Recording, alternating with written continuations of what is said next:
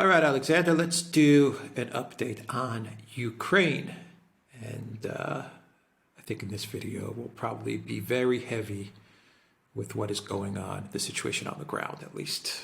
Our last video, we talked a little bit more about the economic situation, a lot of activity on the ground. And the main focus is Solidar and Bahamut. The latest reports I'm getting is that the Russian military, they are in the center of Solidar, and you have street fighting taking place. And this could mean the very last, or close to the very last moments before all of Solidar is taken by the Russians. And Bahamut as well, there is a lot of activity going on in Bahamut as well. The Russians continue to take village after village. I don't think we need to get into all the details of all the villages that the Russians are taking, but they seem to be moving closer to some sort of an encirclement in Bahamut. There's a couple of other stories that we can talk about. One is connected to Bahamut, and that is the story about the salt mines. Larry Johnson at Sonar 21 did a very interesting piece. He wrote an interesting article about the salt mines and how those perhaps are being used, those mines are being used as a way for the Ukraine military to store weapons, to move in and out of the area, to communicate and to coordinate. And I think that's an interesting thread that we can discuss. And perhaps before we even get started on anything with regards to what's going on in Solidar Bakhmut, your thoughts on the story yesterday, the statement actually yesterday, the official statement from the Russian Ministry of Defense that they retaliated against the Makvek New Year's Eve, New Year's Day missile strike, where they claim, according to the Russian Ministry of Defense, an official statement, that they hit these two buildings, two facilities, which were housing Ukrainian soldiers, which had led to the death of 600 Ukraine military. I don't know how they arrived at that number. The Ukraine military, they have put out pictures. Hard to confirm these pictures of the buildings intact. You're getting a lot of different reporting, refuting this claim. The story has kind of fizzled away as well. They're not really talking about it that much on the Russian internet channels. So I'm a little confused with this story. Something doesn't feel right, but this was an official statement from the Russian Ministry of Defense. And I think that's what is kind of making me a little hesitant to go ahead and say this really occurred. But I don't know. I can't confirm this. So I don't know. No, I can't confirm it either. Obviously, I can't confirm it. And I'm going to say straight away, I mean, the Ukrainians have been circulating a picture of a building, which they say is the building that the Russians are talking about, which the Russians claim they destroyed, and it's intact. And the Ukrainians say there was nobody actually inside the building, and that the Russians missed, and that this was all a debacle, which it might have been. I mean, I don't know. But I've heard other reports that there are other pictures, which I haven't seen, by the way, which do show a destroyed building, and that is the actual building that the Russians did, in fact, attack. So, I mean, we're getting the usual story when, conflicting accounts.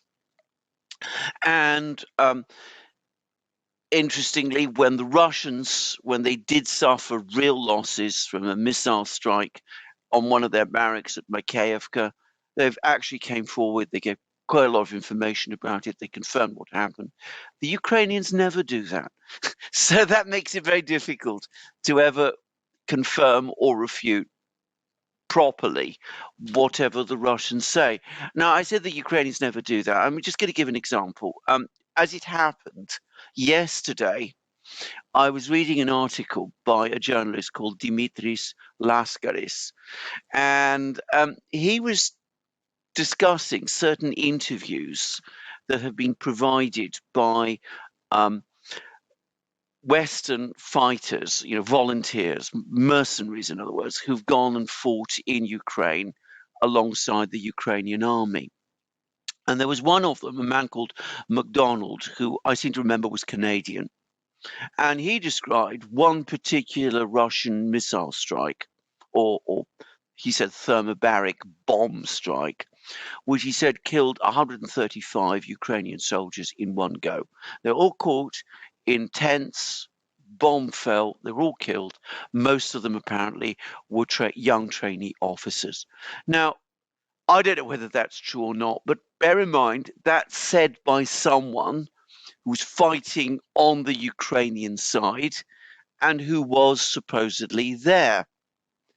Now, if it's true, and it may very well be true, the Ukrainians have never confirmed it. They've never said anything about this. The Russians have made many claims about attacking Ukrainian military formations, launching artillery or missile strikes on Ukrainian formations, causing deaths of hundreds of Ukrainian soldiers at a time. This is one non-Ukrainian source which appears to confirm at least one of those Russian strikes. And Ukraine never said anything about it.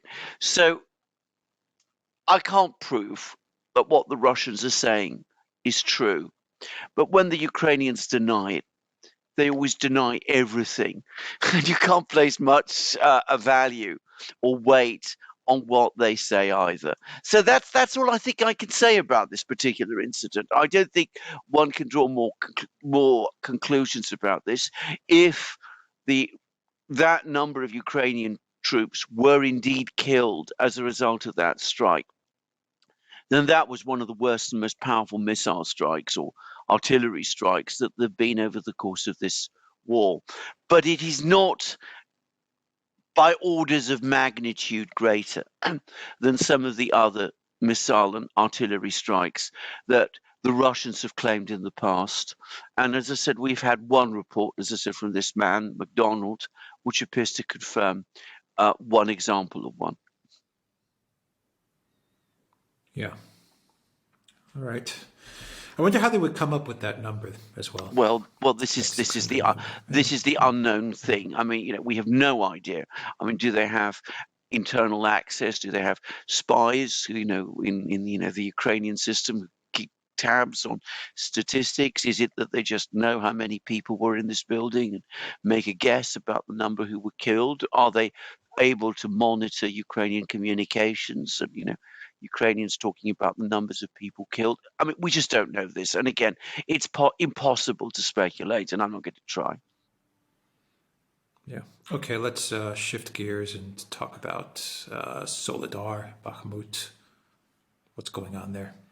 Well, here we are on completely solid ground because we're getting information pouring in now from all kinds of sources, and they're all telling us the same story, which is that Ukrainian defenses in Solidar are collapsing. Now, Solidar is a town close to Bakhmut.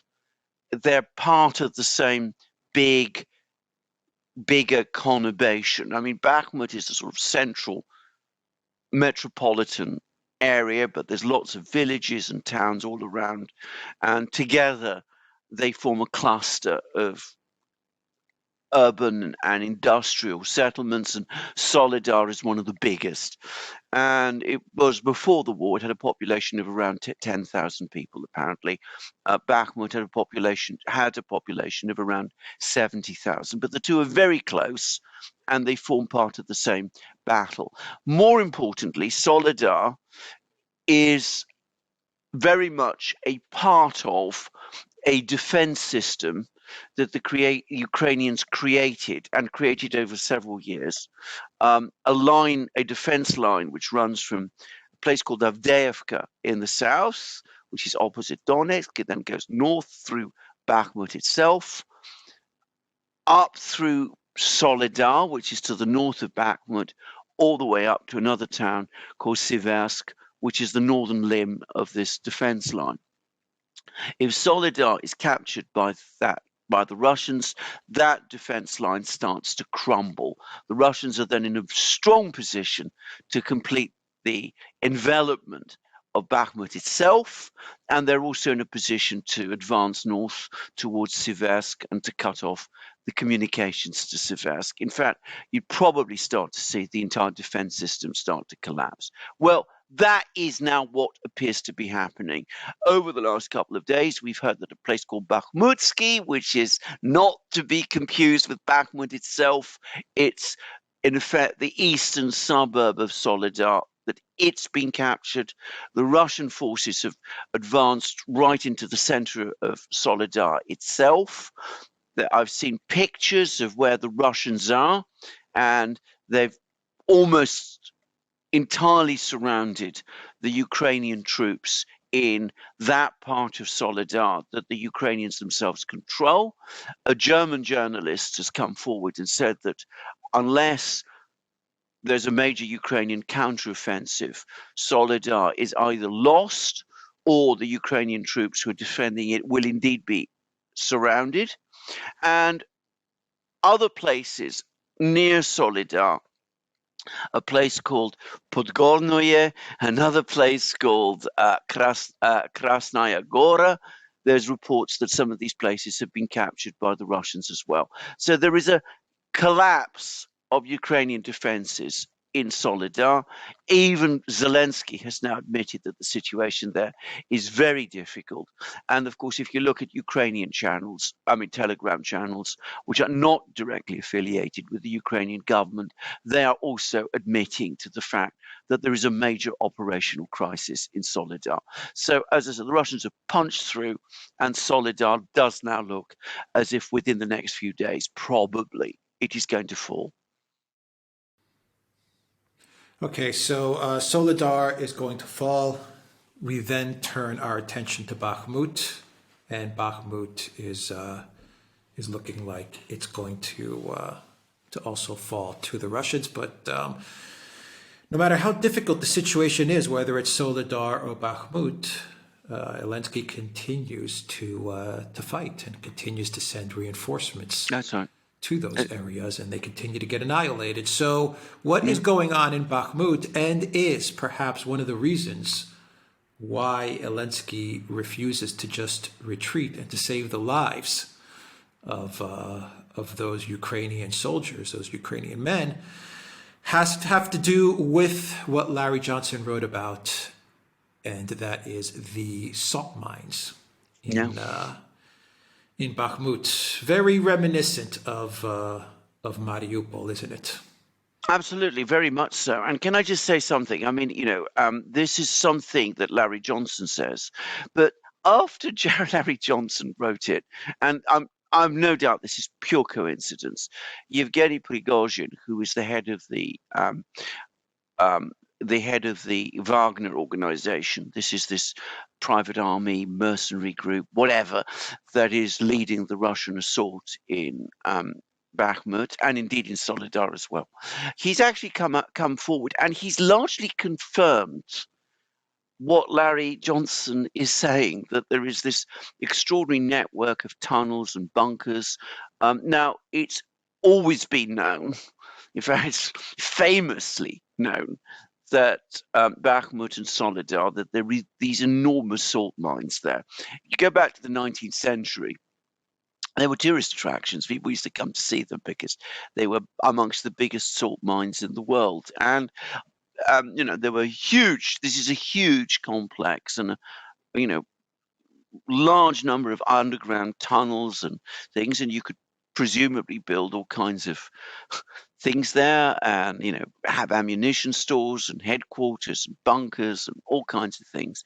And that perhaps partly explains the reason why Bakhmut has been so difficult to capture, because the Ukrainians have this network, this underground network of tunnels that they've been able to work through, and on a much bigger scale, by the way, than Mariupol. If what Prigozhin, as well as Larry Johnson, are saying is true, and that would of course, as it explain why this place has been so difficult to capture, and what a disastrous loss for Ukraine it would be. And it is a bit like Mariupol, but on a much bigger scale, because, I mean, the tunnels in Mariupol were all under one factory, the Azovstal factory, which is far from being the whole of Mariupol. And this network of tunnels, from what we're hearing, is all over Bakhmut.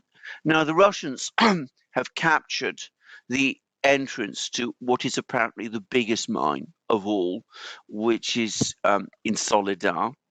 And no doubt they're getting fairly close now to capturing the remaining ones. And it's quite likely that there will be, if this is true, that once the surface area of Bakhmut is taken, there will then be some kind of a battle going on underground to chase out, break down, crush whatever Ukrainian resistance continues in these salt mines. Now, all I will say about this is that this is something so new, and it seems, to be honest, so much like something out of a thriller, huge network, a warren of underground tunnels and things, that I would like to see a little more in the way of evidence before I fully went along with it. But it's an intriguing story, and it might explain, as you say, why the Ukrainians have been clinging on to Bakhmut so much, because it isn't just that it's an important transport hub, which it is. It isn't that Zelensky is keen to, he doesn't want to give up a millimeter of territory. It could be because Bakhmut is the most heavily fortified Ukrainian position in the whole of Donbass and perhaps eastern Ukraine, and its loss would deprive Ukraine of an irretrievable asset. So we'll just have to see. Yeah. Is that loss going to happen? Oh yes, Especially I think given so. what you've been seeing in Solidar. Yes, I think so. I mean, I think that you're absolutely correct.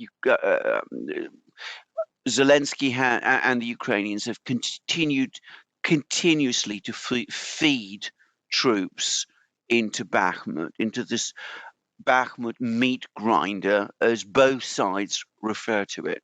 And I mean, it's been a terrible thing. And I've been reading some harrowing stories about this. I mean, going back to Dimitris Laskaris in his article, another one of these Western volunteer fighters that he spoke about had contact with one of the Ukrainian units, that a brigade that had been deployed in Bakhmut. By the way, this article by Laskaris came out on the 2nd of January, so it's a recent article. And he said that nearly all the professional soldiers in this brigade had been killed, including many of the officers, and that the people who had replaced them were raw recruits, and that the soldiers who fought there, who survived, were deeply traumatized by the experience. And yet, Zelensky continues to feed troops into Bakhmut. And I have to say this, I think this has worked to the Russians' advantage. I mean, there was talk, if you remember, a few weeks ago about a big Ukrainian offensive in Zaporozhye. Well, that might still come, but we are seeing being continuously redeployed to Bakhmut and the areas around Bakhmut, troops who had been previously deployed in Zaporozhye, presumably in order to take part in this offensive. So Ukraine is throwing men and machines into trying to hold Bakhmut at almost any cost, and they're being ground down. And what is happening, coming back to the question of whether will Bakhmut fall?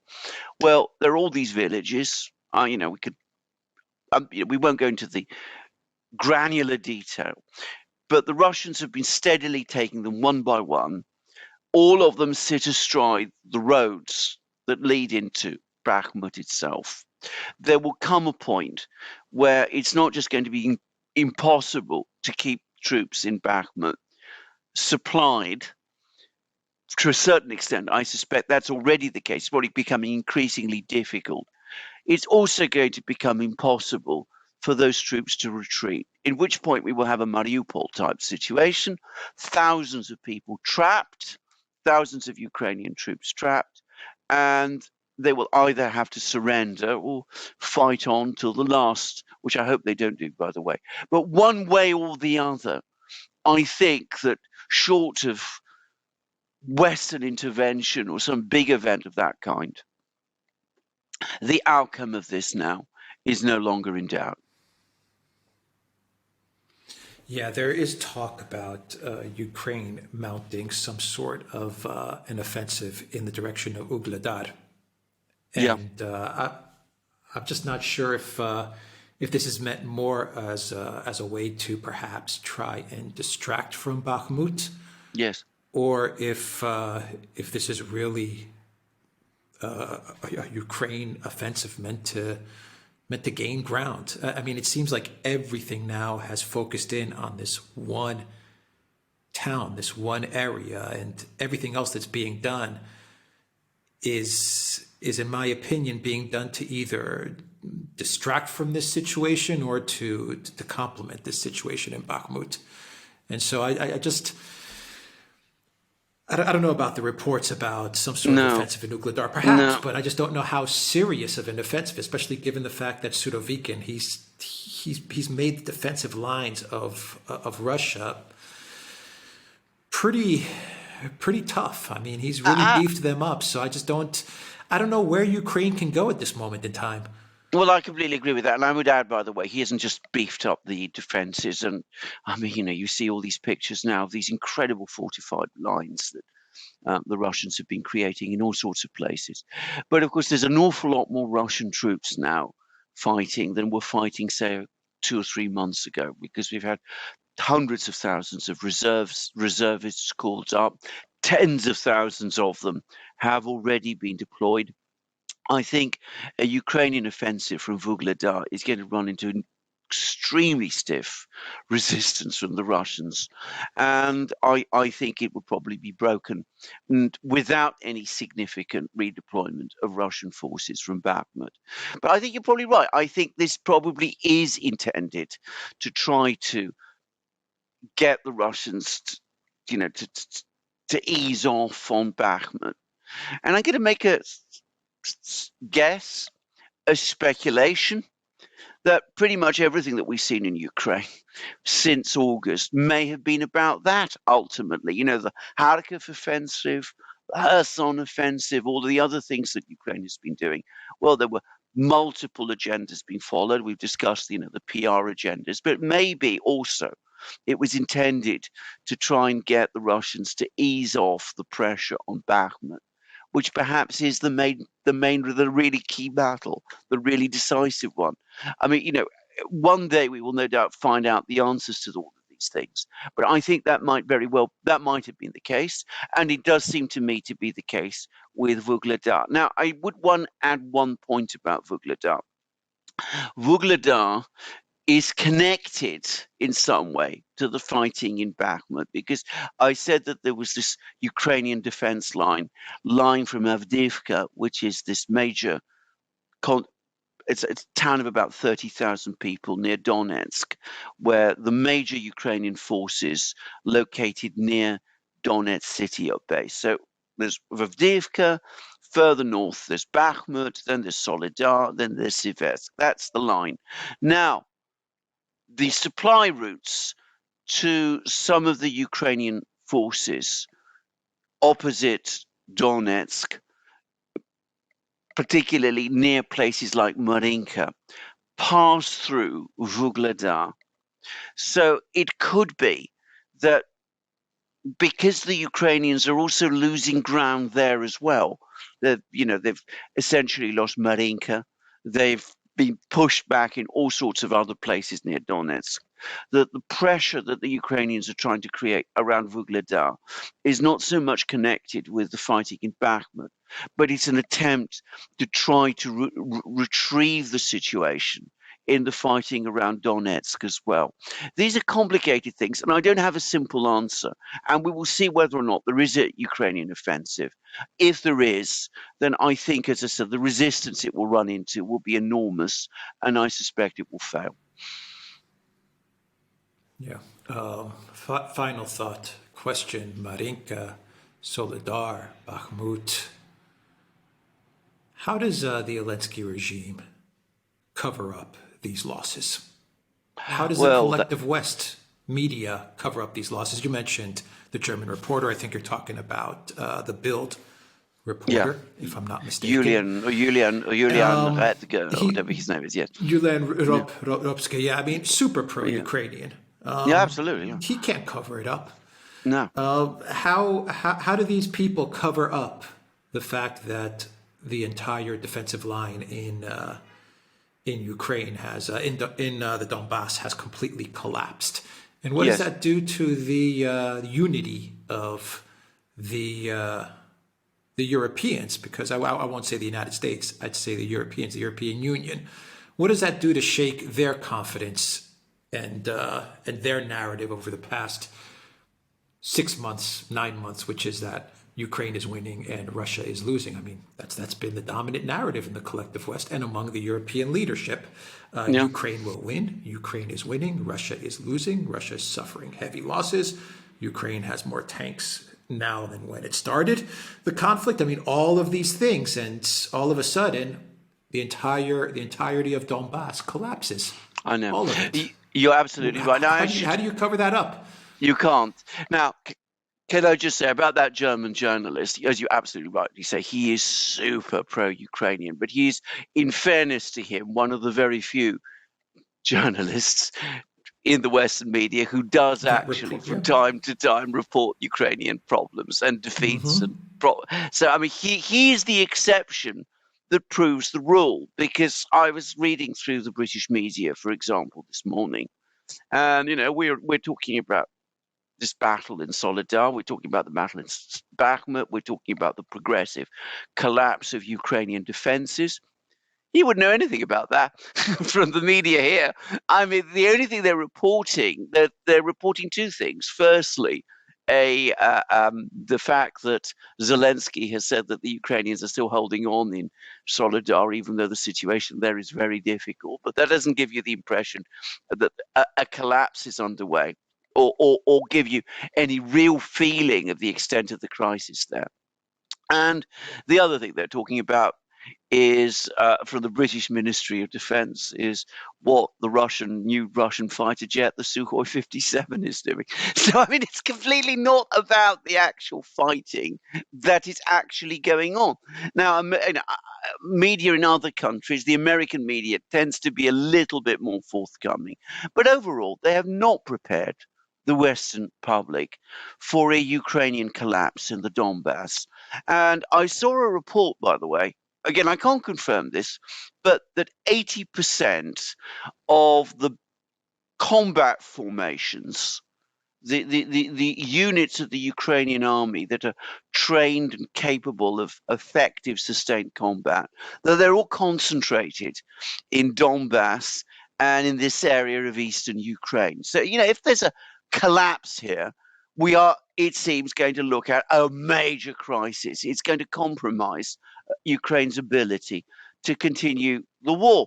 I don't know how they cope with that. I'm going to make a guess. I think a reign of silence will prevail. I think we'll get a few reports about this here and there, but I think they will try and move on to the next topic, even as, because these people, as we've discussed many times, have no reverse gear, even as they try to build up some kind of Ukrainian replacement force in Ukraine's western regions. We've seen dribbles of Bradley fighting vehicles, Marder fighting vehicles being supplied. There's talk about tanks and all that sort of thing. It's already exposing divisions. So, one day Poland says it's prepared to provide Leopard 2 tanks, and then it comes back and says, well, we can only provide symbolic numbers. Next day, Germany, there's discussions in Germany, and apparently there's discussions in Germany about doing it, and now the German government has come out and said, well, actually, we've no plans to do it. And you're starting to see more and more people in Europe starting to have doubts about this, but doubts that they're still afraid to express. If there is a Ukrainian collapse in Donbass, then I think, the whole political situation changes. I saw an opinion poll that said 49% of Germans opposed sending weapons to Ukraine, tanks and things like that to Ukraine, as opposed to only 40% who supported it. I think if there's a collapse in Donbass, you're going to see all those doubts intensify, and then you're going to start seeing serious NATO splits appear. But, we're not there yet. They're going to try and pull every lever that they can to try to prevent a collapse in Donbass.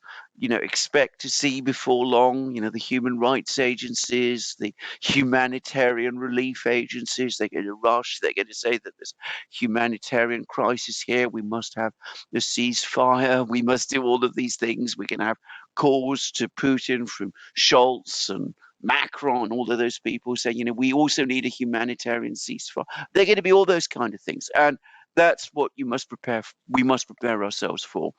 If this collapse that we're seeing in Donbass accelerates, which I predict it will. Just like Mariupol. Just like Mariupol. All the human rights groups are all going to go in there. All of the media is going to talk about the Russian war crimes and the violations taking place in Azovstal, in Bakhmut salt mines, but as they were talking about in Azovstal, where they did these really slick photo spreads of the Azov guys, and they lionized the NAZI guys, and talk about feature films and U2 giving concerts in the subway of Kiev. All of these things, they're going to resort to all of these things. All of these things. And the intention will be to embarrass the Russians into ordering ceasefires and having prolonged ceasefires, which will allow the Ukrainians some chance to reorganize and the West to re-equip them. And this is, by the way, an issue which is a sensitive issue amongst the Russian military, because Putin has a habit of ordering ceasefires from time to time. He just did it over Christmas. And the Russian military don't like it when he does this. They were very angry with him, as I very well remember, during the siege of Aleppo, when he did it repeatedly. And I think if he does start consenting to ceasefires like that, there is going to be a very, very big pushback in Moscow. But anyway, expect to see all of that, because it's coming.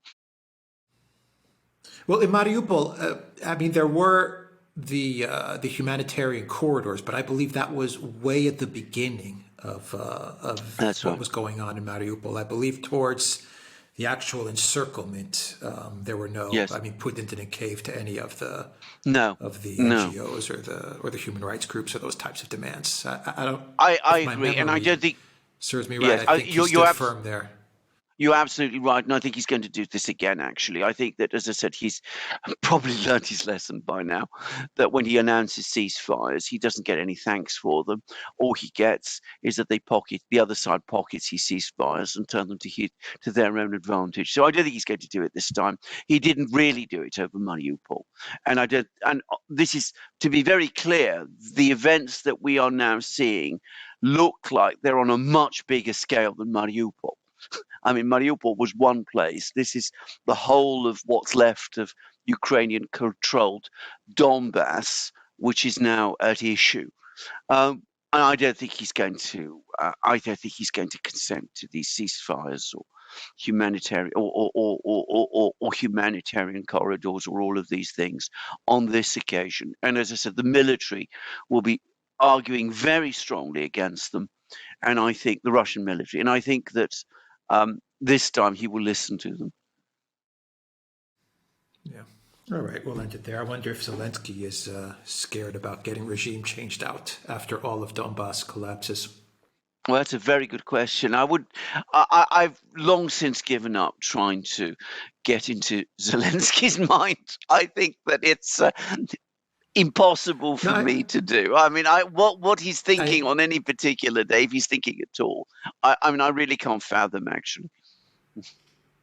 No, the only reason I bring that up, the only reason I say that is because we reported on this in a video we did last week, is because you have all of these secondary characters now making all of these statements and speaking to the press, like the military intel chief, Budanov, I believe is his name. Absolutely. Yeah, Danilov. You seem to have these guys which you never heard about 3 months ago, and all of a sudden they're giving all of these press statements, and they're talking to the media, and they're strategizing, and you're like, who's this Danilov guy? Where did this guy come from? Or Absolutely. there's a whole bunch of names now that were hidden, and all of a sudden, they're at the forefront. So in my mind, I'm like, something's up. They are indeed. The other big clue, and I mean, I remember we talked about it when it happened, was that very bizarre interview that he gave a couple of weeks ago to French television. And I mean, he did come across to me as a person who's losing touch with reality and who's very much at the end of his tether. I think he went to the US, was hoping he'd come back with massive arms and all kinds of things. That was probably his hope. And I think, with events in Bahamut taking the direction they are, he's probably very worried at this moment. But as I said, he's a difficult person to read. I suspect that, like a lot of people in his position, he goes through periods of euphoria and periods of depression. He's probably very frightened. But at the end of the day, I have to say this. I mean, his fate cannot be our major point of interest. I mean, there's an awful lot more going on in this very much bigger, wider tragedy than Ukraine, and he's only one part of it. Yeah. Okay, theduran.locals.com. Look for us on Rockfin as well, and go to the Duran shop, 10% off. Use the code GOOD DAY. Take care.